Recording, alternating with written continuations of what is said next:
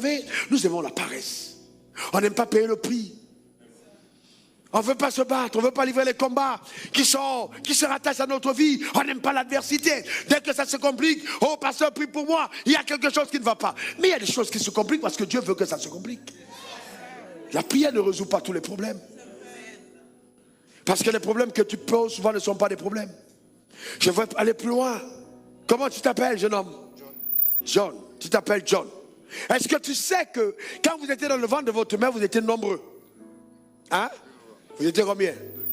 Près de 2 milliards, n'est-ce pas? Les autres, là, tu connais leur nom? C'est pourquoi on ne leur a pas donné de nom? Parce qu'ils n'ont pas vaincu. On ne peut pas donner le nom à quelqu'un qui n'a pas vaincu. C'est parce que tu es sorti victorieux qu'on a décidé de te donner un nom. Tu es sorti du ventre de ta mère dans la victoire, on t'a donné un nom. Sinon, ceux qui sont morts, là, on les appelle les avortons, on ne les connaît même pas. Ils ne sont pas venus sur la terre, on n'a pas besoin d'eux.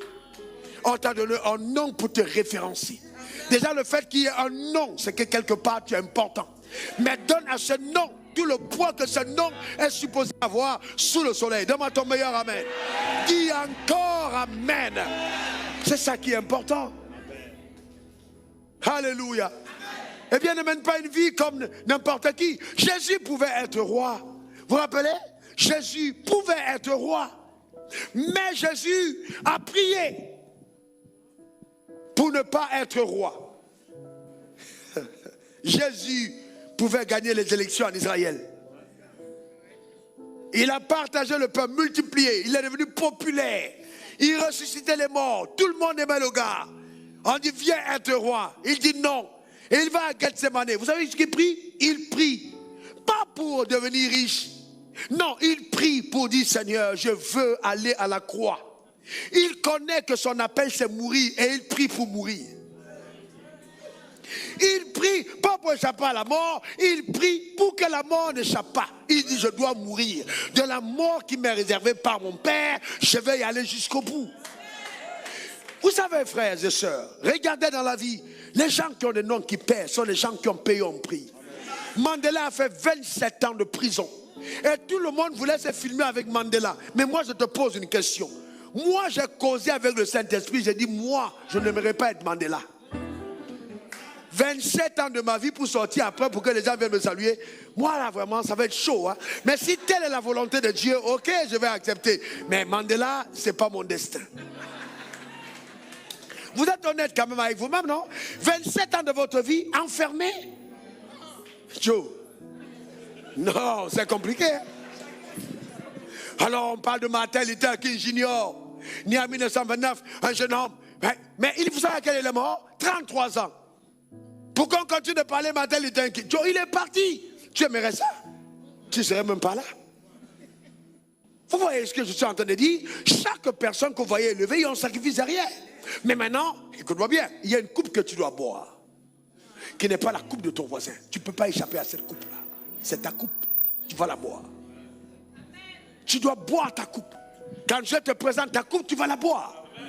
Et c'est pour ça qu'il faut apprendre à obéir, même dans la souffrance.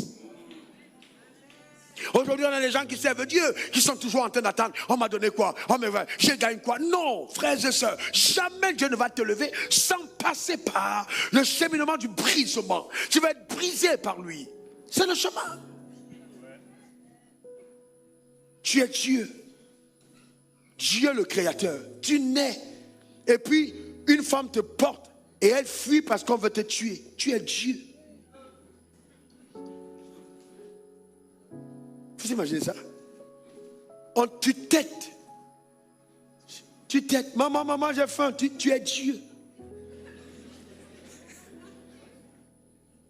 Est-ce que vous comprenez? Mais vous savez, frères et sœurs, que dès l'âge de 12 ans, il savait qu'il était Dieu. Vous savez ça? Il n'est pas rentré à la maison pour dire, hey, maman, non, vraiment, ça commence à m'énerver. Feu sur la... Non. Parce qu'il pouvait dire feu à la maison, et puis toute la maison prend feu. Mais il est resté enfant. On dit, va te coucher. Va te coucher. Un jour, il regarde sa maman comme ça, il est fâché. Il dit, c'est mauvais. Mais il peut se tourner comme ça, il fait... Et puis la maman va boum par terre.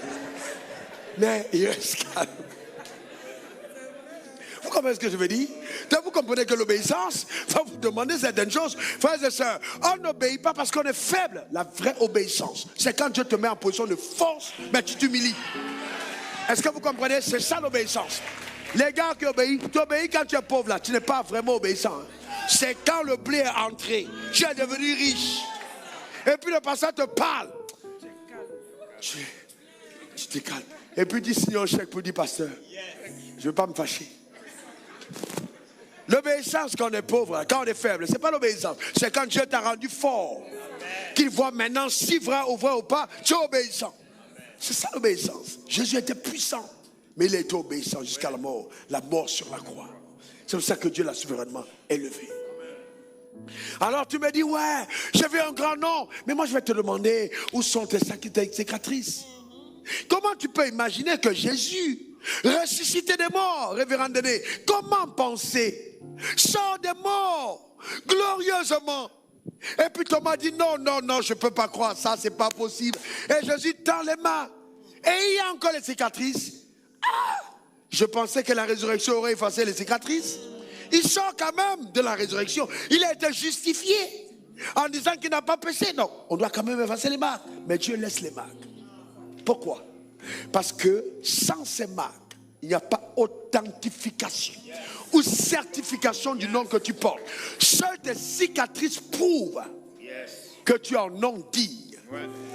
Les gens qui ne sont pas passés par le feu ne peuvent pas dire qu'ils sont référencés sous le soleil. Les épreuves de la vie, les combats que tu as menés, les luttes dans lesquelles tu as été, des moments où on t'a laissé pour mort, mais tu te relèves, c'est ça qui prouve que Dieu est avec toi. C'est ça qui prouve. Vous comprenez ça? Donc il faut des cicatrices. Un nom est rendu grand au travers des épreuves que nous endurons, des choses horribles que nous vivons. C'est ça qui donne à ton nom de la consistance. Que Dieu bénisse ton âme. Que Dieu t'aide à avoir la résilience, à embrasser le chemin étroit qui t'amènera là où il t'attend. Que Dieu t'aide, comme Jésus à Gethsémane a dit, Père, non ma volonté, mais la tienne. Que Dieu te donne de boire la coupe qui t'est réservée. Cette coupe qu'il a réservée, que sa grâce t'aide à payer le prix. Donne-moi ton meilleur amen. Quelqu'un dise encore amen. Frères et sœurs, pour terminer, je vais vous dire, bien que Dieu m'eût envoyé dans ce pays, la Côte d'Ivoire, ce que vous devez comprendre, c'est que quand je suis arrivé, j'ai touché 15 000 francs CFA pendant 2 ans. Et il m'est arrivé de porter, j'avais un costume que j'ai donné à un frère après qui s'est marié dedans. J'ai fait 7 ans avec le même costume. Il était authentique histoire, authentique. J'ai fait 7 ans dans le costume, le frère avait besoin de se marier. Dieu m'a dit, donne-lui ton costume, je lui ai donné mon costume. Il s'est marié dans mon costume 7 ans après. Quand j'ai lu la Bible, j'ai découvert dans la parole de Dieu la loi de la préservation. Comment est-ce que Dieu peut préserver un chiffon qui ne se gâte pas pendant des années et qui reste éclatant? J'ai appris à prier pour que mes habits ne se défraîchissent pas. Parce que j'ai lu dans la Bible qu'ils ont fait 40 années dans le désert avec les mêmes vêtements sans se changer. Et que les habits de ceux qui sont dans le désert ne se gâtent pas comme pour ceux qui sont à la terre promise. J'ai demandé à la grâce du désert de garder le peu que Dieu m'a donné. L'économie et la gestion des ressources, je l'ai appris dans le désert.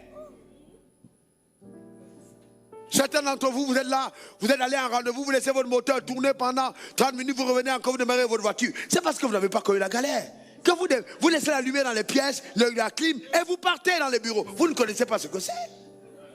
Quand vous êtes passé dans la souffrance, vous regardez à tout, est-ce qu'on a éteint? Parce que même 1 centime, ça compte. Est-ce que quelqu'un comprend? Même 1 centime, ça compte. Vous savez la valeur des choses, parce que Dieu vous l'a enseigné.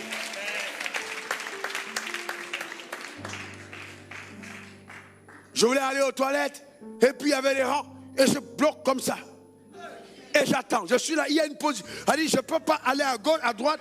La manière dont je suis placé, tu as une menace de diarrhée, mais tu dois concentrer pour faire remonter. Frère, c'est ça. Tu vois quelqu'un, il fait froid, mais il transmute, il ne sait pas d'où ça vient. Et la position est stratégique.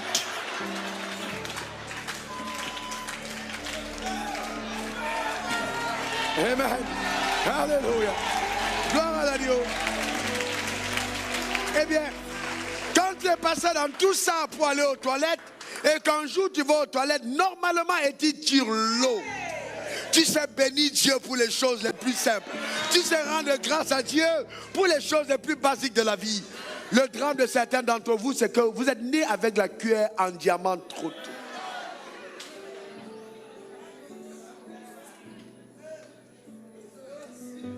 Mais c'est pas grave, Abraham n'était pas des pauvres non plus. Mais cependant, il y a des départs qui s'imposent. Et il y a un prix qu'il faut payer. Et je disais à ma femme, vous savez,